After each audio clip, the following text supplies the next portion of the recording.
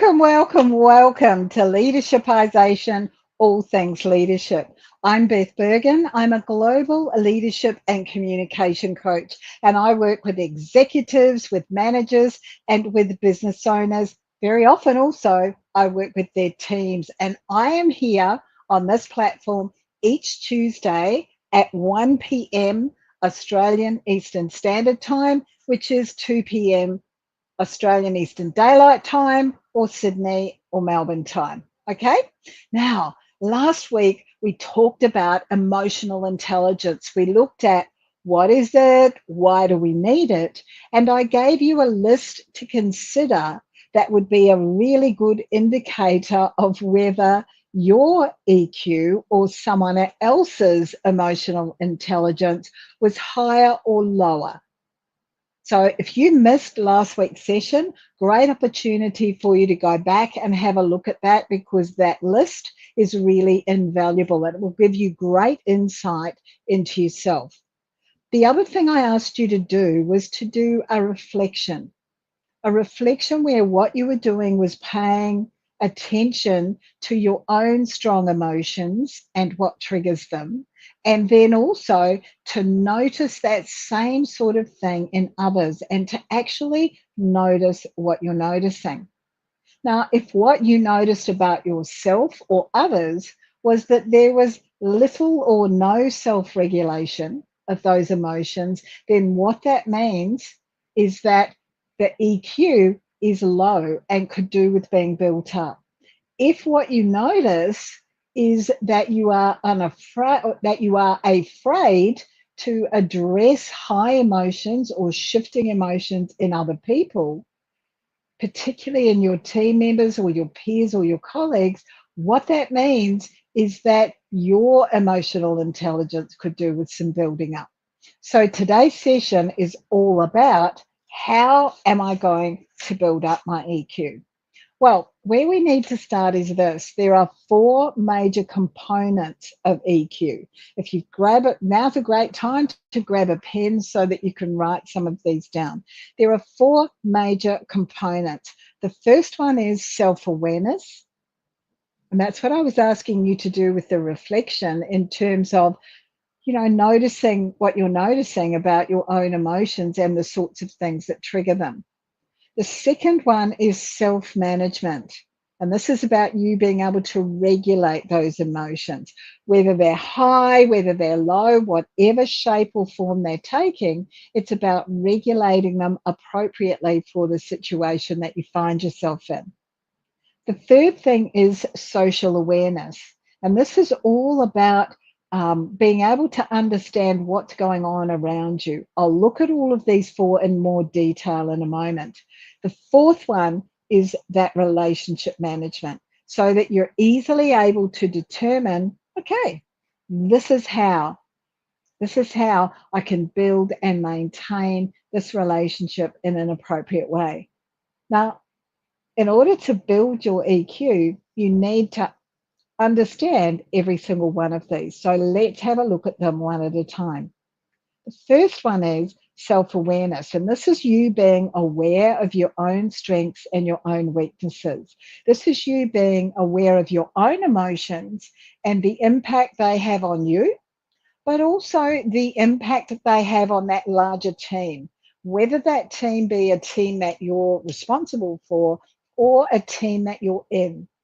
So it may be that it's your peers that it impacts. It might be that it impacts higher up in the management. It may be that it impacts your team directly.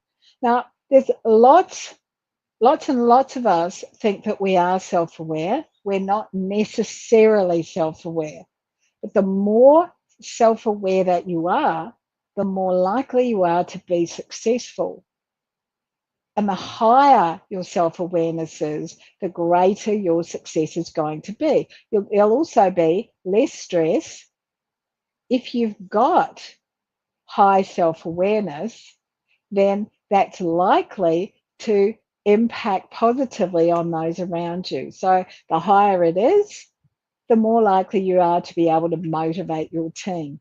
Now, a great way to get or to increase your self-awareness is to consider doing a 360. If yours is an organization that does 360s and does a 360 report, that what that means is that you get feedback into a specific format. You get feedback from your boss, from your peers, from your team members. And that way you can take all of that on board and actually see what you're not seeing, because we all have blind spots. The important thing with self-awareness is to be able to recognize your emotions in the moment and recognize those things that are actually triggering you. It's also about taking time to think about, to think through your own thoughts, your own feelings, and your own actions. You must know what your own strengths and weaknesses are, and you need to understand your impact on others. And this is all about that mindfulness, and it's observing without necessarily judging what you're saying. So it's just observing things without coming to a conclusion. The second one is self-management. Now, this is all about your ability to regulate these emotions that you're aware of as a result of your self-awareness, and especially those stressful, negative emotions. This is all about your capacity and your willingness to stay positive. And it's in this self-management that you're going to be able to transition from reacting, yeah, with lots and lots of emotion, reacting to what's happening, to taking some deep breaths, leaning back a bit, and actually responding. This is what will make the difference between self-regulation and an explosion, an emotional explosion. This is where you can be giving a more appropriate, a more intentional response, where you're able to control those impulses and you build up a really strong emotional resilience. What I love about self-management is that it also enables you to manage your stress, because you're not taking on so many of those emotions. You're not holding on to so many of them. So you're able to manage your stress a little bit better. Also, when you have great self-management, you'll be much more flexible and much more adaptable. So what can you do? Pause, breathe. If you need to, breathe again, and then respond. And in that pause and during that breathing, that's an awesome opportunity for you to be able to take the emotion out of what's happening. Just power that emotion right back. As you're breathing out, let it go. Okay? So that was the second one, self-management. Now we move to dealing with others. And the first one of those that we're going to look at is social awareness. This is all about your ability to read the room. This is all about recognizing the dynamics that's going on in the room, reading other people's emotions, and being able to respond with empathy, being able to understand the feelings and the perspective of others. Now, it doesn't mean that they're necessarily right. It doesn't mean that you're agreeing with them. People often get that mixed up with empathy. They think that to truly be empathetic, they're going to have to acknowledge and agree totally with how the other person is feeling. We can talk about empathy in full some other time. But this is all about you being able to better support your team, because you understand the team better. You understand those social cues. You understand what the social norms are. You understand and you can read the emotional climate. You understand the culture of your team, and you've got really awesome cultural awareness, so that what you're saying and doing is much more appropriate. You might remember in last week's session, in the list that I gave you, one of the ways that we can tell that people have low emotional intelligence is because they make inappropriate remarks at entirely the wrong time. And so That social awareness is all about you taking in what's going on around you. And as I said at the beginning, reading the room.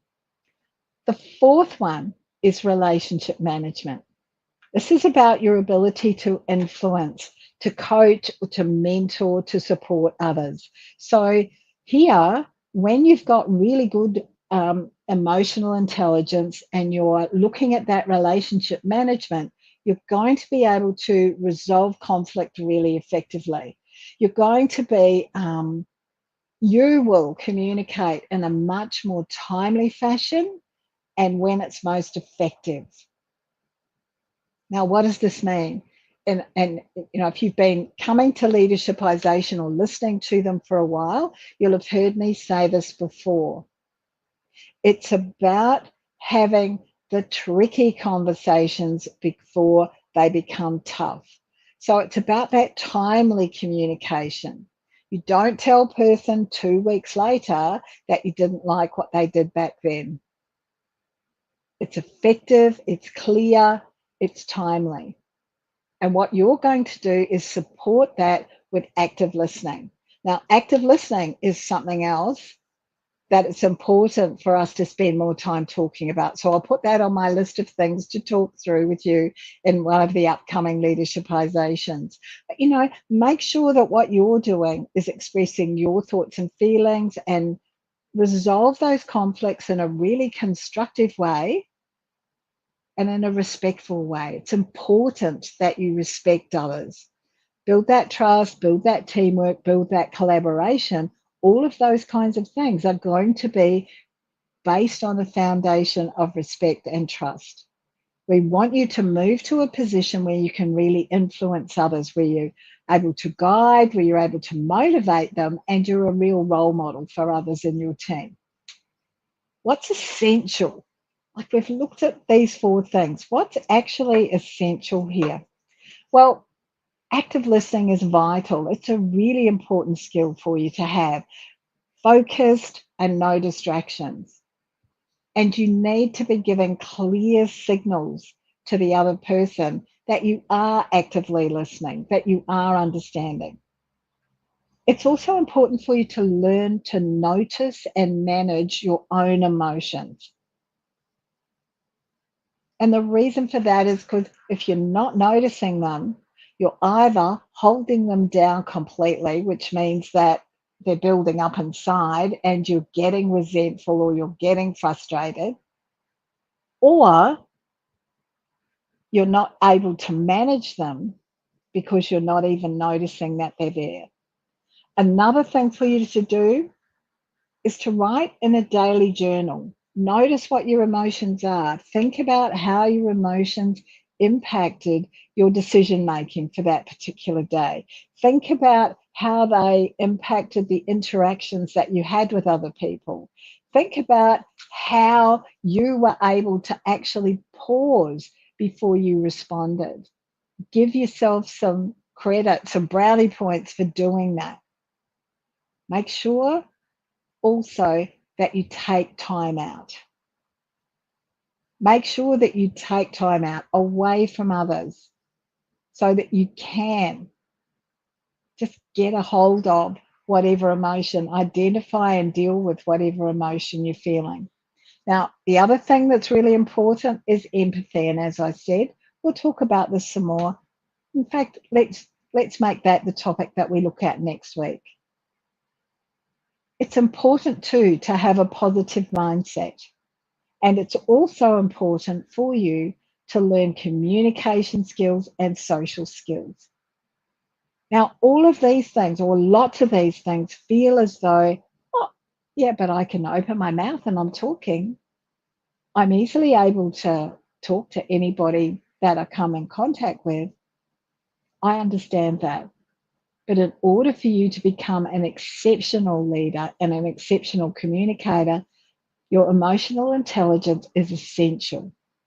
And that's why it's important that we come back to, hey, how are you working on your communication skills? Hey, how are you working on your maintaining a positive mindset? Hey, Have you thought about building your empathy or understanding what empathy is and where it's appropriate?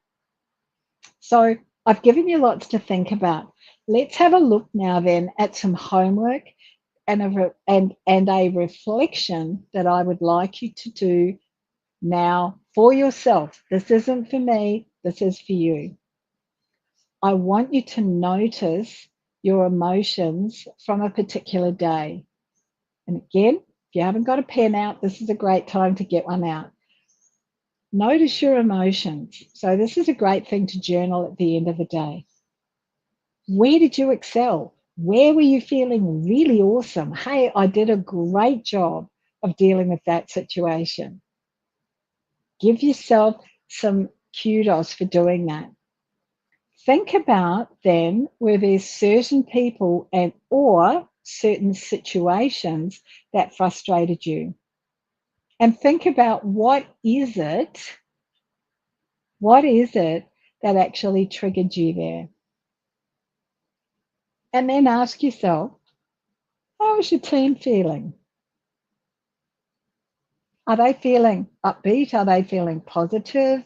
Do they feel a little bit low? Is there something going on for them? Now, why are we going to do this? We're going to do this because this will help you to notice what you're noticing about yourself.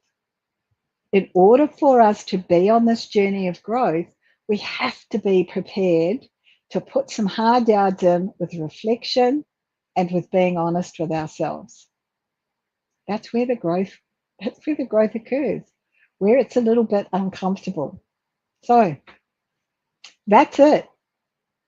Except for one more thing. Just forgot. Thank you for your patience. Active listening. This is really where what you're doing is you're focused, you're looking at the person, you're paraphrasing what they're saying back to them so that you can check for understanding. You're nodding, so you're giving them lots of nonverbal cues to encourage them to continue to talk to you. And what you're doing is embracing this goal of connecting. This is what I want to do. I want to connect. I want them to get to know me, to get to trust me, and to understand that I'm actively listening and I respect their perspective. Let's see what we can do to use this week and also last week's session just to really build that emotional intelligence for you, which is an essential leadership skill. Okay, if you've listened to replay, we'd love it if you put replay, #replay under this. If you've got any questions or comments, please yell out. Happy to answer them. I'm looking forward to sharing some time with you again next week, where what we'll do is we'll go deeper into empathy, and we'll also have a look at active listening. Thank you so much. Enjoy the rest of your week. Bye now.